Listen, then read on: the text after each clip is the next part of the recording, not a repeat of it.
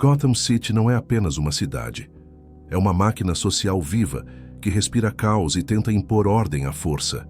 Uma engrenagem urbana em decomposição, infestado por desigualdade, medo e violência normalizada. Sobreviver aqui é exaustivo. Cada dia exige vigilância constante, decisões baseadas no medo e uma adaptação contínua ao perigo. A mente nunca descansa, a tensão nunca some. Nesse cenário, Gotham cria seus próprios remédios. Batman surge como uma resposta desesperada a uma cidade fora de controle, uma tentativa de conter o caos quando todas as instituições falharam. Para muitos, ele é alívio, um símbolo de ordem. Mas todo remédio, quando usado continuamente, carrega o risco de virar veneno. A presença do Batman também alimenta o medo, normaliza a violência e reforça a ideia de que só o extremo pode salvar Gotham. Mas hoje a gente vai sair dos parapeitos dos prédios e das batalhas entre supostos heróis e vilões. Vamos descer para as ruas, onde vive a gente comum. Pessoas que não lutam por símbolos ou ideais, mas travam diariamente uma batalha silenciosa para manter a sanidade e sobreviver dentro dessa realidade brutal chamada Gotham. É por esse olhar que vamos conduzir este vídeo. O estresse psicológico constante, o impacto social e o terror silencioso de existir em uma cidade que cobra um preço alto demais por cada amanhecer e como esse pesadelo se aplica na realidade. Se esse tipo de reflexão te interessa, já deixa o like, comenta o que Gotham representa para você e se inscreve no canal. O nome Gotham carrega uma escolha simbólica poderosa. Ele remete à ideia de algo gótico, sombrio e antigo, associado à decadência, mistério e medo. Desde sua origem, o nome já sugere uma cidade marcada pela escuridão moral e arquitetônica, quase como se tivesse sido pensada para existir à margem da luz, antecipando o destino trágico que se desenharia ao longo de sua história. Gotham nasce como um centro industrial e portuário promissor, inspirada em New York. Ela cresce rápido, atrai capital e concentra poder, mas faz isso priorizando a expansão econômica e eficiência urbana. O bem-estar humano e a vida cotidiana ficam em segundo plano desde o começo. Por isso, sua arquitetura é caótica e opressiva. Prédios altos e densos se erguem não para acolher, mas para produzir e lucrar, bloqueando a luz, o convívio e qualquer sensação de conforto. O estilo gótico e brutalista domina o horizonte, criando uma atmosfera permanente de peso, vigilância e claustrofobia. Gárgulas esculpidas observam do alto dos prédios, remetendo à ideia constante de vigilância moral, como se cada pecado fosse silenciosamente julgado pela própria cidade. Entre os arranha-céus, pontes e passagens suspensas tentam, de forma quase ilusória, criar uma sensação de conexão. Mas essas ligações frágeis apenas reforçam o isolamento, como se Gotham prometesse união enquanto, na prática, mantém todos separados e à mercê do seu olhar opressor. Essa lógica também se reflete na divisão interna de Gotham, organizada em castas geográficas bem definidas. As regiões centrais concentram riqueza, verticalidade e proteção, iluminadas e isoladas do resto da cidade. Em contraste, bairros periféricos permanecem abandonados, horizontais, escuros e labirínticos, onde a vida parece sempre provisória. Já as zonas industriais e portuárias, esquecidas pelo poder público, funcionam como territórios sem lei, onde o Estado praticamente não existe. É nesse mapa desigual que surgem regiões simbólicas de Gotham. O Asilo Arkham se ergue como um depósito de mentes quebradas, mais interessado em conter do que em tratar, refletindo o fracasso da cidade em lidar com sua própria insanidade. A penitenciária de Blackgate cumpre papel semelhante no plano físico, um espaço de punição e esquecimento, isolado, onde o crime é escondido em vez de compreendido. Entre a antiga Gotham, marcada pela decadência, pela arquitetura sufocante e pelo abandono histórico, e a nova Gotham, que tenta vender uma imagem de modernização e progresso, a cidade revela sua hipocrisia estrutural. O novo cresce sobre os escombros do velho, sem jamais resolver as feridas que continuam abertas.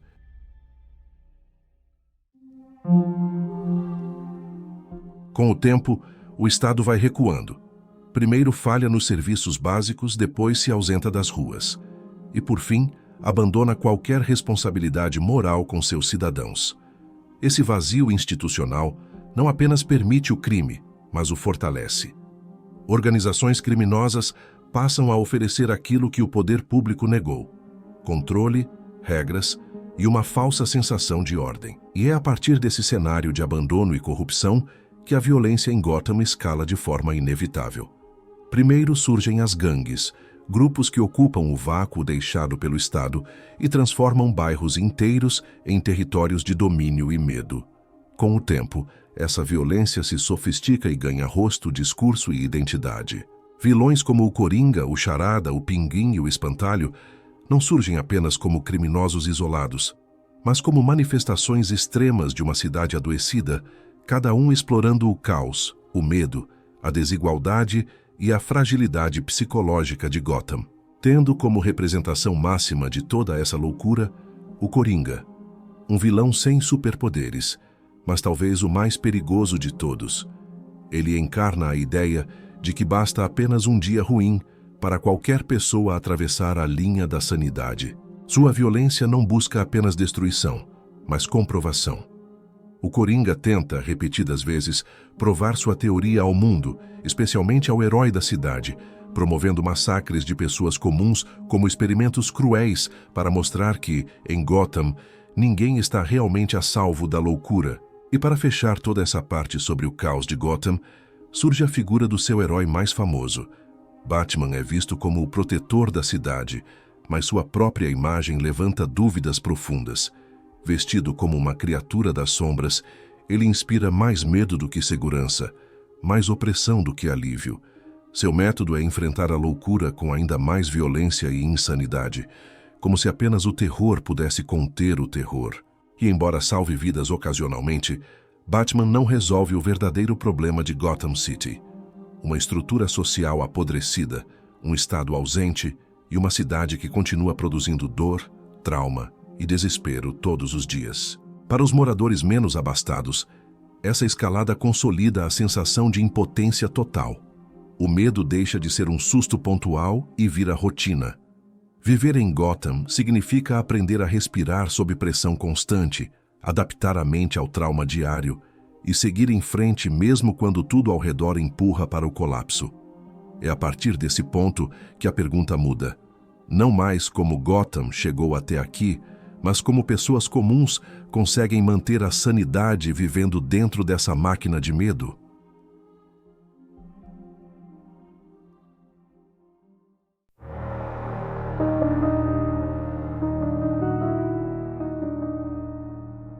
O terror em Gotham raramente está no evento extremo em si, mas na expectativa constante de que ele pode acontecer a qualquer momento.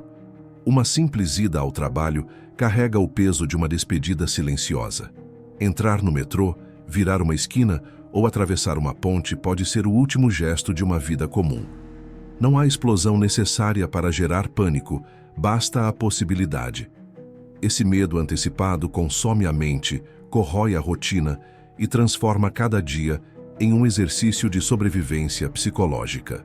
Viver em estado de alerta permanente se torna parte da rotina. Hipervigilância, paranoia e insônia deixam de ser sintomas e passam a ser considerados normais. As notícias diárias, sempre marcadas por atentados, massacres e crimes cada vez mais extremos, reforçam essa ansiedade coletiva. A própria história de Gotham ensina seus habitantes a esperar o pior, fazendo com que o medo seja socialmente aceito e até racionalizado como única forma de continuar vivo. A normalização do absurdo se manifesta quando o impensável vira possibilidade cotidiana. Em Gotham, sair de casa significa aceitar riscos que não deveriam existir, virar refém de um interno do asilo Arkham durante uma fuga, ser usado como marionete pela Era Venenosa ou ser dilacerado pelo Killer Croc em um beco escuro a poucos metros de onde se vive. Essas histórias circulam nos noticiários, nas conversas e na memória coletiva, transformando o horror em algo esperado e, tragicamente, aceito. Com o tempo, viver em um ambiente tão hostil provoca uma erosão lenta da empatia. Sentir menos passa a ser um mecanismo de sobrevivência. A dor do outro deixa de causar choque, porque reagir emocionalmente a cada tragédia tornaria impossível seguir vivendo. Esse efeito psicológico atinge todos, mas pesa com mais força sobre as camadas mais pobres, que estão mais expostas à violência, à perda e à ausência de proteção. Para essas pessoas, até ações simples do cotidiano exigem cálculos constantes. Escolher caminhos não pelo trânsito ou pela distância, mas pela probabilidade de violência, de confronto ou de simplesmente não voltar para casa. Esse estado contínuo de alerta mina lentamente a saúde mental, desgastando a capacidade de confiar, de descansar e até de sentir esperança. Aos poucos, a exaustão emocional empurra muitos para a apatia, para comportamentos autodestrutivos ou para surtos de violência, fazendo com que a linha entre sanidade e loucura se torne cada vez mais frágil em Gotham.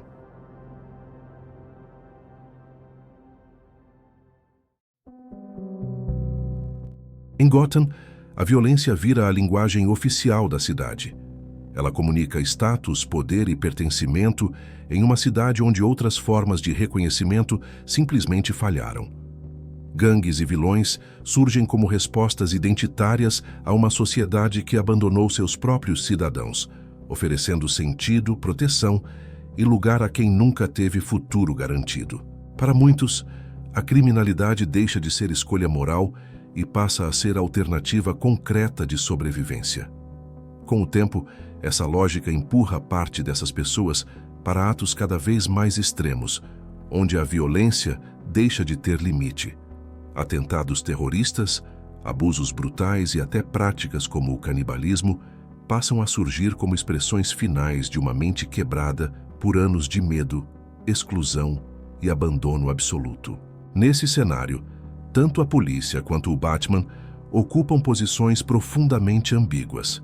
A polícia representa uma proteção seletiva, frequentemente corroída pela corrupção, despertando mais desconfiança do que segurança, sobretudo nas regiões mais pobres.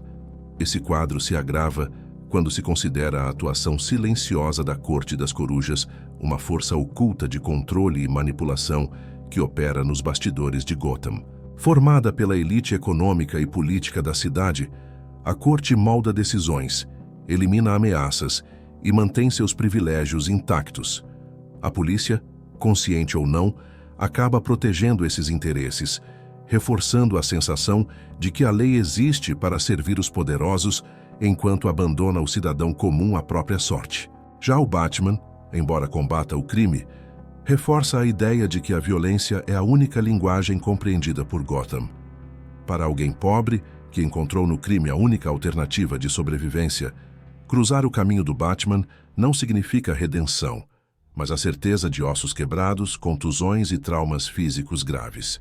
Em uma cidade abandonada pelo Estado, sem acesso real à saúde pública ou hospitais gratuitos, essas feridas se transformam em dívidas impagáveis, afastamento do trabalho e desespero familiar.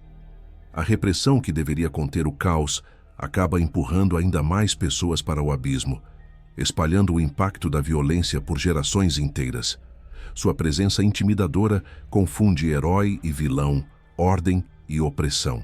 Diante disso, surge uma constatação ainda mais profunda.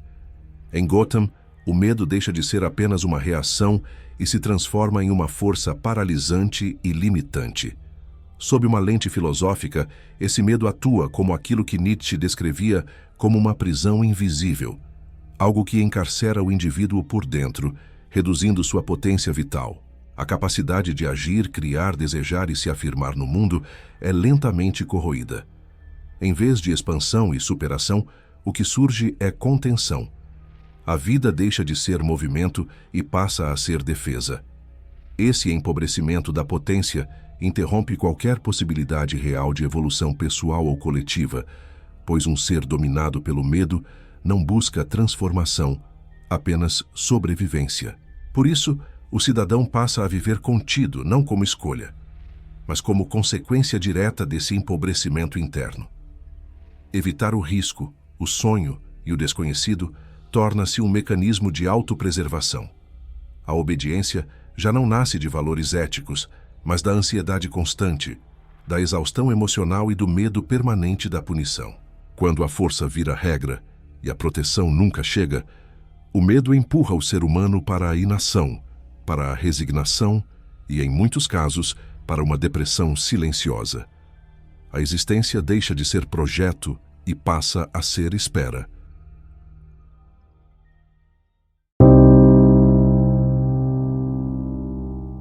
Gotham City, mesmo sendo fictícia e habitada por personagens que extrapolam a realidade, funciona como um reflexo distorcido, porém reconhecível, de grandes metrópoles decadentes. A falência gradual do poder público, o medo constante da violência e a necessidade permanente de proteger a si mesmo e aos entes queridos fazem de Gotham um espelho cruel da realidade urbana contemporânea. Ela não é uma exceção, mas um exagero consciente dos medos urbanos contemporâneos levados ao limite.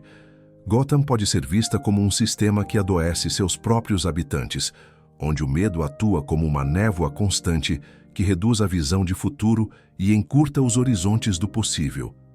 Aquilo que se manifesta na cidade como o medo do palhaço assassino pode ser facilmente transposto para a realidade do assaltante à mão armada. E o Batman distorcido se reflete no policial violento. Em todos os casos, o mecanismo é o mesmo. O medo como força cotidiana que molda comportamentos, limita escolhas e naturaliza a brutalidade. Assim como em cidades reais marcadas pela desigualdade extrema, pela violência estrutural e pelo abandono do poder público, o medo não explode de uma vez. Ele se infiltra. Ele estreita sonhos, paralisa escolhas e transforma vidas em trajetórias de contenção. Gotham se torna, assim, metáfora do fracasso coletivo, revelando de forma desconfortável o quanto dessa cidade imaginária já existe, em diferentes graus, nas cidades reais em que vivemos. Sob essa lógica, o medo não apenas paralisa, mas também deforma. Ao reduzir a potência do ser, como apontaria Nietzsche, ele passa a moldar comportamentos cada vez mais agressivos e individualistas. Quando a vida é vivida sob constante ameaça, o outro deixa de ser parceiro e passa a ser obstáculo, e a sobrevivência substitui qualquer ideia de comunidade ou evolução comum. Gotham City funciona como uma advertência, não como fantasia. O verdadeiro terror não está apenas nos vilões mascarados, mas na engrenagem que torna a crueldade possível. A falência gradual do poder público, a desigualdade que separa vidas em castas, a corrupção que protege a elite e a violência que vira linguagem oficial da cidade. Nessa lógica, o medo não é só sentimento, é governo.